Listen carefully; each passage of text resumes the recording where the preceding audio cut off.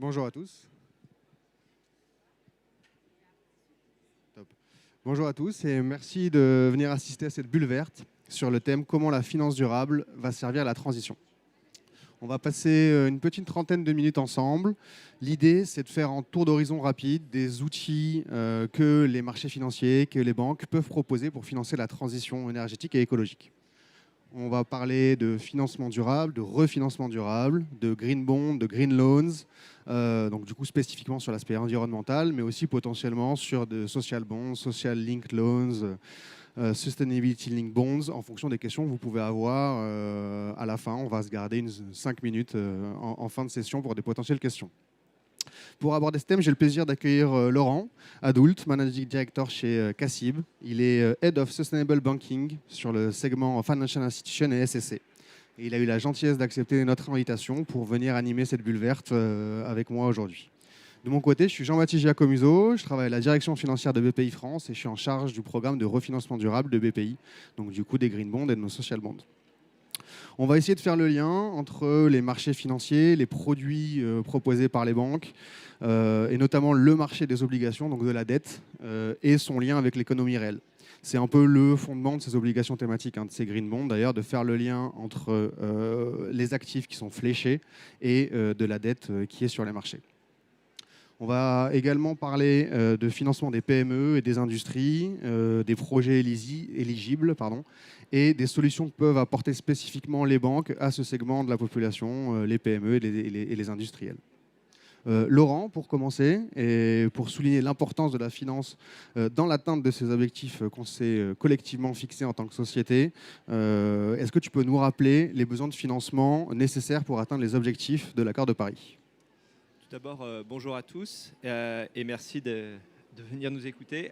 Première chose, sur les besoins de financement. Si je vais prendre quelques chiffres, ceux de l'Agence internationale pour l'énergie, qui nous donne quelques éléments pour répondre à la question sur si on veut être dans un scénario net zéro, donc garder la température à une échelle mondiale en dessous de 1,5 degré, on doit investir aux alentours de 4,5 trillions de dollars par an. Donc les montants peuvent paraître colossaux. Pour un ordre d'idée, en ce moment, on est plutôt autour de 1,8 trillion de dollars par an. Donc on voit qu'on doit faire un peu plus que doubler les investissements dans des projets verts. Alors comment ça se répartit ces 4,5 trillions? C'est 1 trillion pour l'électrification de nos sociétés, notamment décarboner nos modes de production électriques. Sachant que l'électricité doit être décarbonée non pas d'ici 2050, mais d'ici 2040. Accessoirement, l'électrification permet la décarbonisation d'un certain nombre d'industries. Pensez à votre voiture, pensez à la production d'acier, etc. 1 trillion pour les transports, tous les transports bas carbone. Donc pensez les trains, les métros, les transports en commun, etc. 1 trillion pour la transformation de nos modes de production industriels et un petit peu moins d'1 trillion pour tout ce qui est les bâtiments, rénovation énergétique, bâtiments verts, etc. Donc ça fixe un petit peu les choses. C'est sur l'ensemble, donc on voit ces besoins sont répartis sur plusieurs secteurs. Un petit point, ces chiffres n'incluent pas l'agriculture, donc il faudrait encore ajouter quelques centaines de milliards pour l'agriculture. Pour donner des chiffres un peu plus proches de nous, à l'échelle française, quand on regarde la stratégie bas carbone, qui n'est pas exactement les mêmes scénarios, mais donne une indication, en France, il faut qu'on soit au-dessus de 125 milliards d'euros par an pour être dans un scénario en dessous de 1,5 degré. Donc on voit que les montants sont importants, mais on en fait déjà une partie. Du coup, c'est des chiffres qui font un peu peur quand même au niveau de leur taille. Est-ce que c'est pas important de le voir comme une opportunité, notamment pour la réorientation de ces flux vers les projets des PME ou des industriels ? Tout à fait, parce que je pense que sur le climat notamment, la transition, oui, la sobriété devra jouer un rôle dans certains secteurs, on ne peut pas le nier, c'est clair. Néanmoins, la transition, c'est avant tout une réorientation de nos investissements. Et quand les gens me disent la transition, c'est clairement on va se restreindre, etc., c'est avant tout beaucoup d'investissements. Donc beaucoup d'opportunités pour un certain nombre de secteurs. Et ça, il ne faut pas l'oublier. C'est vraiment, et j'insiste là-dessus, parce que c'est une opportunité pour toutes les industries, pour se réorienter, d'investir, pour les banques, nous, pour vous financer et offrir à tout le monde une voie sur ce chemin de garder la température en dessous de 1,5 degré. Et du coup, les banques commerciales, dans ce segment des PME, comment elles peuvent les aider en fait, à les accompagner dans ces projets de transition? Déjà, la première chose à avoir en tête, c'est que les PME, elles sont au cœur de toute stratégie de décarbonation. Première chose. C'est pourquoi? Parce qu'une PME, c'est au cœur d'une stratégie qui est en lien avec la transition. C'est que la transition va amener une relocalisation de nos modes de production. Donc, évidemment, les PME étant des acteurs locaux importants, on ne pourra pas faire la transition sans les PME. Première chose. Donc, pour moi, les PME, c'est un enjeu économique pour la réindustrialisation, mais c'est aussi un enjeu important pour la transition. Donc, les banques, comment nous, les banques, on peut aider globalement les PME? Je pense qu'on l'a déjà dit, la transition, ça va nécessiter un certain nombre d'investissements pour changer les modes de production. Et donc, c'est tout simplement apporter des solutions de financement. J'y reviendrai un peu plus tard sur les différents produits que les banques peuvent offrir. Néanmoins, je pense qu'il faut aussi avoir en tête que les PME n'ont pas nécessairement les mêmes moyens que les grandes entreprises. Et souvent, elles ont besoin d'une aide technique pour engager cette transition. Typiquement, nous, Crédit Agricole, on a créé un nouveau métier qui est un métier différent de notre métier classique de banquier, qui s'appelle Transition et Énergie, où on va essayer d'apporter une expertise technique à certains de nos clients, plutôt des TPE, pour les aider sur quelles sont les bonnes solutions techniques pour engager votre transition. Et évidemment, derrière, les refinancer. Dans les produits de finances durables, vous avez deux grandes familles. Une première famille dont Jean-Baptiste parlait tout à l'heure, les prêts verts ou les prêts sociaux, c'est-à-dire des prêts dont les fonds sont fléchés sur des projets verts ou à connotation sociale. Donc là, le client va s'engager à utiliser les fonds pour financer des projets très spécifiques.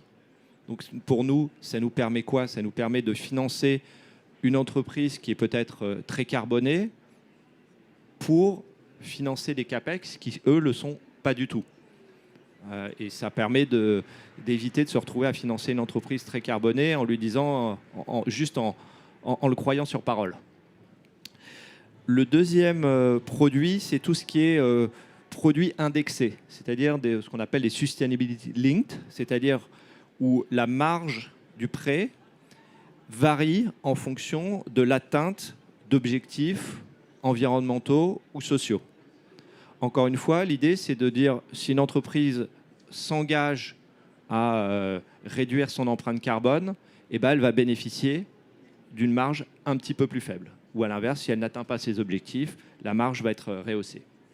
Donc on voit que dans l'idée, même si les modalités de ces deux produits sont légèrement différentes, la philosophie reste la même, puisqu'en fait, on va mettre au cœur du dialogue entre le banquier et les entreprises la question de la transition énergétique.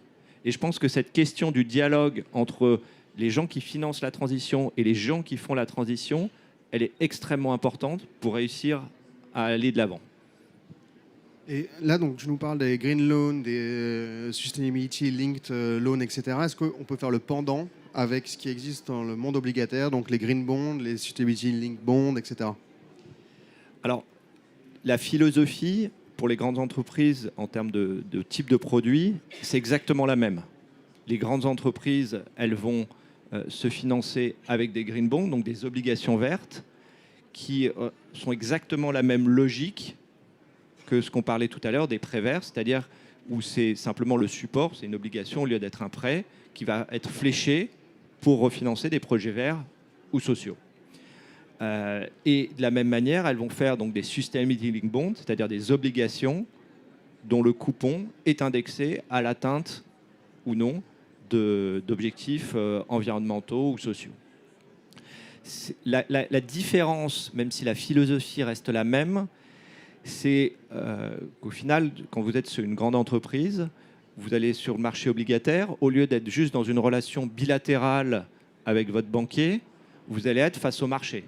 Donc ce sont des engagements qui vont être publics, un fléchage des fonds qui va être public, donc avec évidemment un aspect plus fort en termes de transparence, puisque on comprend bien que quand on s'engage publiquement, ça a une portée beaucoup plus importante si vous n'atteignez pas votre objectif. Donc je dirais que les grandes entreprises vont être encore plus sujets au risque de réputation, puisque là, c'est quelque chose qui est public devant tout le monde. Et là encore, là où dans le cas des PME, on parlait d'une relation, mettre le dialogue sur la transition énergétique entre son banquier et l'entreprise, là, sur les grandes entreprises, quand vous êtes sur un format obligataire, en fait, c'est pas avec une personne, c'est avec l'ensemble des investisseurs. Alors, les investisseurs obligataires, mais vous pouvez être sûr que les investisseurs equity regardent aussi ce qui se passe sur le monde obligataire. Donc je pense que c'est important, cette notion, et la finance durable, avant tout, c'est mettre, encore une fois j'insiste là-dessus, mettre au centre du dialogue entre les investisseurs et les grandes entreprises la question de la transition, notamment. Et cette transparence sur toutes ces obligations, il y a une question de reporting. C'est-à-dire que les entreprises, quand elles émettent un green bond, elles ont une obligation de faire un reporting au marché pour dire, quelque part, le contrat, c'est je vous prête et vous engagez à financer des projets verts, mais un an après et régulièrement après, moi, en tant qu'entreprise, je m'engage à vous expliquer, à vous faire fournir un rapport qui vous détaille l'ensemble des projets dans lesquels j'ai investi. Et en plus, il y a une question de mesurer l'impact de ces financements. Et donc, les entreprises produisent un rapport d'impact qui permettent d'expliquer, avec l'ensemble de ces projets que j'ai financés grâce à cette obligation, ça a eu tel impact en termes de tonnes de CO2 évitées généralement. Je pense que ces deux notions sont assez clés, c'est-à-dire que, encore une fois, on met le dialogue au centre on met la question de la transition au centre du dialogue, mais après, il y a un reporting, un certain contrôle qui est exercé par le marché sur ce que l'entreprise a fait. Et du coup, sur ce que l'entreprise a fait, c'est les projets éligibles. Et est-ce qu'on peut rentrer un peu plus en détail sur quel type de projet pourrait être éligible, est éligible à des programmes de Green Bond? Je pense que ça, c'est un point important, puisque effectivement, il ne s'agit pas de mettre n'importe quel projet, et c'est pas dans toutes ces questions de finance durable, tous ces produits, les choses sont extrêmement bien normées.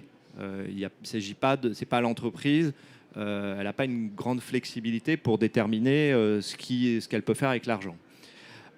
Pour répondre à la question, je vais reprendre quelque chose qui s'appelle la taxonomie européenne. Donc l'Union européenne a mis en place une taxonomie verte qui définit qu'est-ce qu'une activité verte. Puisque vert, c'est une couleur avant tout, hein. Donc elle le définit comme une activité qui a une contribution substantielle à un des objectifs, des 6 objectifs climatiques ou environnementaux. Alors c'est quoi ces objectifs, hein? C'est l'atténuation au changement climatique. On comprend bien ce que ça veut dire, hein, réduire nos émissions de gaz à effet de serre d'une manière générale. L'adaptation, oui, la température va augmenter, donc il va falloir adapter toutes nos structures à ce nouveau paradigme. L'eau, protection de l'eau, qui de plus en plus, on le voit, va être un enjeu clé, même pour des pays comme la France, qui jusqu'à présent voyaient l'eau comme une donnée assez limitée. L'économie circulaire, la pollution, et la protection de la biodiversité. J'insiste sur le dernier point, la protection de la biodiversité. C'est vraiment le prochain sujet qui va prendre une importance aussi importante que le climat dans les années futures. Donc, une fois qu'on a dit, on a défini ça, il y a quoi derrière? Il y a principalement tout ce qui concerne la production d'électricité bas carbone. Donc, le renouvelable, le nucléaire, et autres. Le transport bas carbone, donc encore une fois, tout ce qui est les trains électriques, construction de voies de chemin de fer, etc.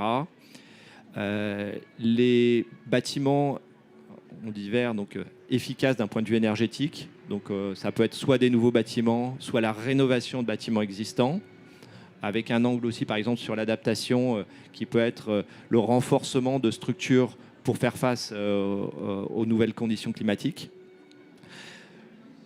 D'une manière générale, on voit que c'est les principales catégories qui sont utilisées actuellement.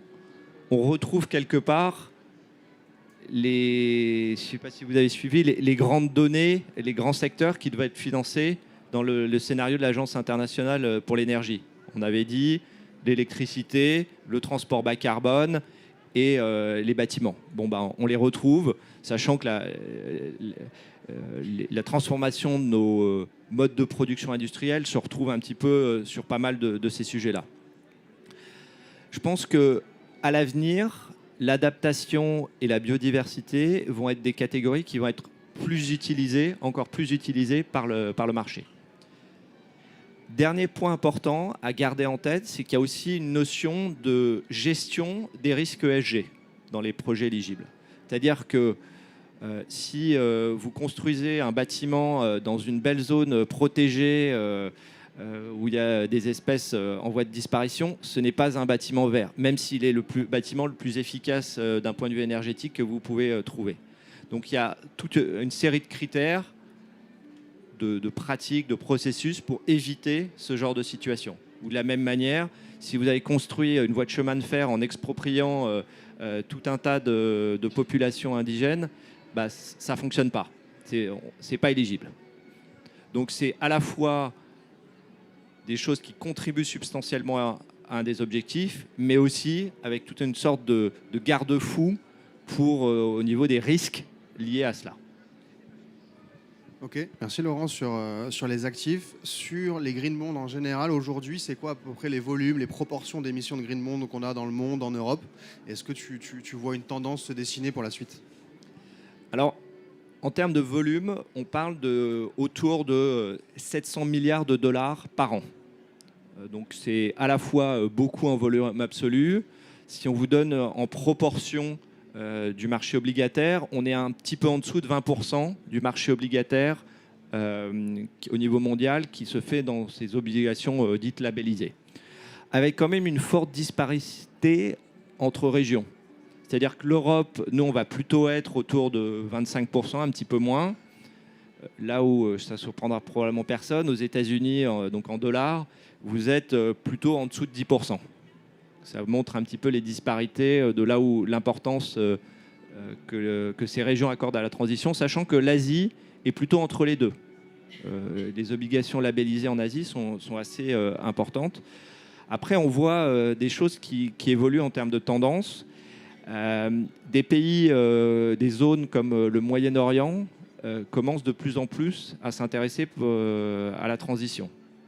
Donc c'est assez intéressant. Je ne suis pas en train d'expliquer que c'est des zones qui sont extrêmement vertueuses, mais c'est intéressant de voir que c'est en train de bouger sur des régions comme ça, aussi surprenant que ça pu l'être.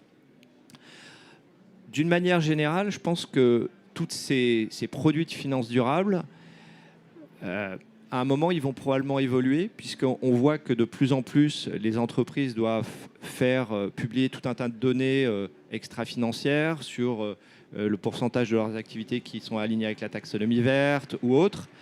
Et donc, je pense que peut-être qu'à l'avenir, on n'aura presque plus besoin de ces produits, puisque la question de la transition, la question de l'environnement, en fait, sera tellement intégrée dans le dialogue entre les différentes parties qu'on n'aura plus besoin de ces supports pour en discuter. Ok, merci pour ça.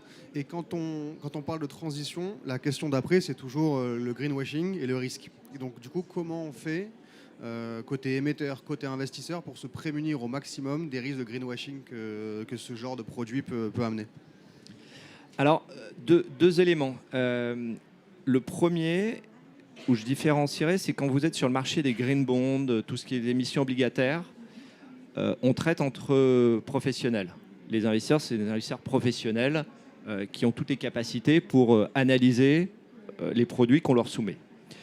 Le deuxième élément, c'est que quand un émetteur vient sur ce marché, il met en jeu sa réputation. C'est-à-dire que si vous dites devant le marché, oui, je m'engage à ce que les fonds soient utilisés pour des projets verts et que vous ne le faites pas, vous avez évidemment un risque de réputation extrêmement fort.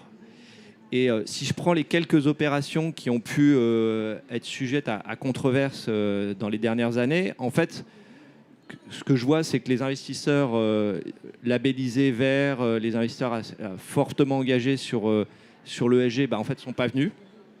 Ils n'ont pas voulu financer ce genre d'émissions. Et qu'il y a eu au final une série d'articles extrêmement négatifs qui sont sortis dans la presse. Donc au final, je pense que l'entreprise en l'occurrence, je pense notamment, il y a eu l'aéroport de Hong Kong qui a voulu faire un green bond pour refinancer la construction d'une 3e piste. Bon, c'est pas passé.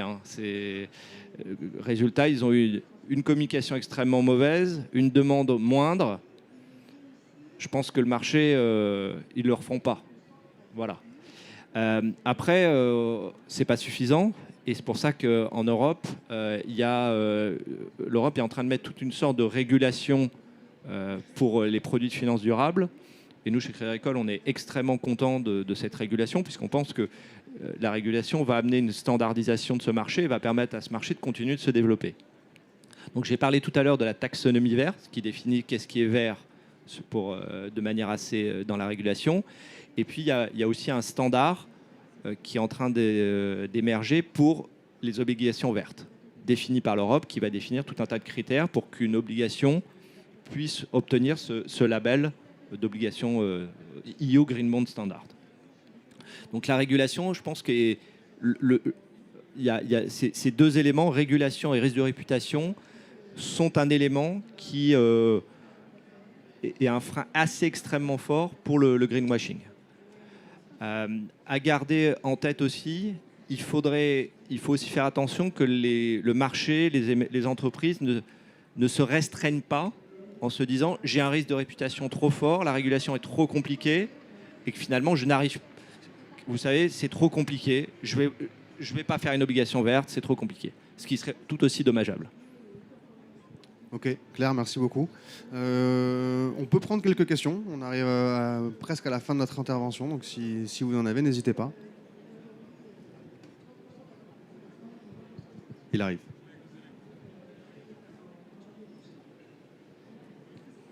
Bonjour, merci pour cette intervention. Vous avez beaucoup parlé des sujets environnementaux. Sur les sujets sociaux, on n'a pas de taxonomie sociale aujourd'hui. Et on voit qu'il y a des différences d'appréciation assez fortes selon les investisseurs. Certains considèrent que pour être un investissement social, c'est uniquement l'économie sociale et solidaire. D'autres vont dire que c'est plutôt des investissements dans la santé et l'éducation. D'autres vont dire qu'il suffit d'avoir une bonne mixité ou des bonnes pratiques RH. Je voulais savoir, vous, en l'absence de cadre un peu de référence, comment vous preniez en compte ces sujets sociaux pour considérer qu'un investissement est à caractère social, que ce soit chez Crédit Agricole ou à la BPI? Alors déjà, c'est pas simplement le Crédit Agricole ou la BPI, il y a quand même des pratiques de marché, des choses qui guident un peu ce qu'on peut faire, et notamment les vues des investisseurs. C'est tout à fait vrai qu'il n'y a pas de taxonomie sociale. Je pense que c'est probablement pas quelque chose qui risque d'émerger à très court terme, notamment parce que la taxonomie verte est déjà un gros chantier pour toutes les entreprises, pour tout l'écosystème, et donc je pense qu'il y a beaucoup d'acteurs qui se disent il y a déjà beaucoup à digérer, donc ne nous mettez pas une norme supplémentaire. Par contre, donc, comment on fait? En fait, on regarde, il y a quelques grandes catégories qui sont beaucoup utilisées, notamment tout ce qui est financement de logement social, tout ce qui concerne la santé. On a bien vu qu'à l'issue du Covid, c'était quand même un secteur qui nécessitait des financements assez importants. Donc c'est moins facile, c'est très clair, de définir aussi clairement que sur tout ce qui est vert, puisque la contribution à un objectif social, il y a la science peut moins nous aider. Si vous parlez d'une technologie bas carbone, en fait, c'est assez factuel. soit ça émet du carbone ou pas, on peut le mesurer sur un cycle de vie, etc.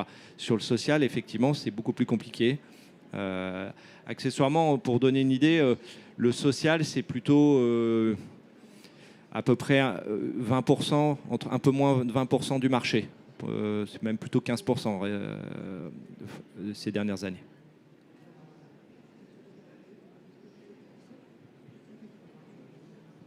Oui, bonjour. Ma question, c'est elle est où la porte d'entrée? C'est-à-dire qu'une PME dans une région, Crédit Agricole, on a affaire à des conseillers financiers qui sont, on va dire, standards, qui n'ont pas tous ces produits-là. Donc, elle est où la porte d'entrée pour avoir accès à ces financements verts? Alors, si je ne peux pas parler pour toutes les autres banques, je peux vous parler pour le Crédit Agricole. En fait, on a une équipe, on est, je crois, la seule banque qui a une équipe dédiée pour les PME. Et on est en fait en train de... donc, il y a une équipe qui est une de mes collègues qui est en charge de ce secteur-là et qui, finalement, est en train de former tous les conseillers, toutes les équipes. Et donc, maintenant, vous avez graduellement, dans chaque caisse régionale, vous allez avoir des référents qui vont pouvoir guider les conseillers dans ce genre de discussion. Donc, je pense que ça ne devrait pas tarder d'arriver. Mais voilà, très clairement, notre vision chez nous, c'est que les PME doivent avoir le même type d'accompagnement que les très grandes entreprises. Voilà, donc c'est pour ça qu'on a une équipe dédiée sur les PME. Et évidemment, sans faire la pub pour BPI, mais ça va être pareil pour toutes les banques. En fait, tout le monde va être formé. BPI, on a la gamme des prêts verts qui sont orientés. Et je pense que je vois dans l'assistance des BNP, etc., je pense que c'est pareil pour tout le monde. Tous les conseillers vont être formés sur ces sujets-là et vont vouloir accompagner.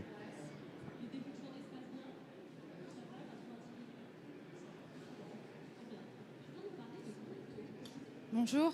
Donc là, effectivement, vous avez parlé de la finance durable avec des offres qui sont dédiées. Et au cœur de la stratégie en fait, de Crédit Agricole, comment vous envisagez d'évoluer sur le financement de projets qui peuvent ne pas être verts? Est-ce que vous envisagez de renoncer à certains financements?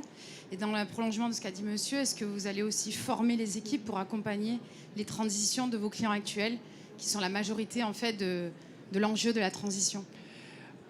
Alors, ce que je vous dirais, c'est que Crédit Agricole, comme beaucoup de grandes banques, on s'est engagé sur des trajectoires par secteur. C'est-à-dire que nous, nos engagements, on a pris les secteurs les plus carbonés de notre bilan et on a défini une trajectoire alignée avec un scénario net zéro, en tout cas s'appuyant sur les travaux de l'Agence internationale pour l'énergie. Et donc, on est en train de graduellement de publier nos engagements. Donc, on parlait tout à l'heure de la transparence. Donc, on a publié sur tout ce qui est oil and gas, donc l'industrie pétrolière. On a publié pour l'immobilier commercial. On a publié pour le secteur automobile, etc. On en a publié 5. Il nous en reste encore 5 à publier, qui devraient être publiés dans les prochains mois. L'idée, avant tout, de ces trajectoires, c'est quoi? C'est pas de... Alors, il y a certains types de projets où, d'ores et déjà, on dit on a arrêté de les financer. Du pétrole non conventionnel, des nouveaux financements de projets dédiés sur des nouveaux champs pétroliers, des choses comme ça. Après, face à des entreprises, la question de ne plus financer un client, je dirais que c'est presque la dernière étape une fois qu'on a utilisé tous les autres outils. C'est-à-dire que la première chose qu'on veut faire, c'est le dialogue avec nos clients, trouver des solutions et les aider à trouver des solutions techniques et financières pour les aider dans leur transition.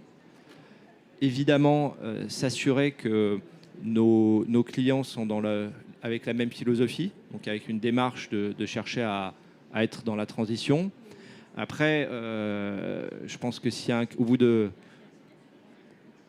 pas mal de dialogues, on s'aperçoit qu'on a des clients qui ne veulent pas changer leur mode de production, ils ne veulent pas être dans la même démarche que nous de net zéro, il est probable qu'effectivement, on doive revoir, j'ai envie de dire, nos relations clients. Après, encore une fois, je pense que le sujet, il est beaucoup avec les grandes entreprises. La question des PME, à mon avis, viendra dans un second temps. Mais mon propos est de manière assez générale pour toutes les banques.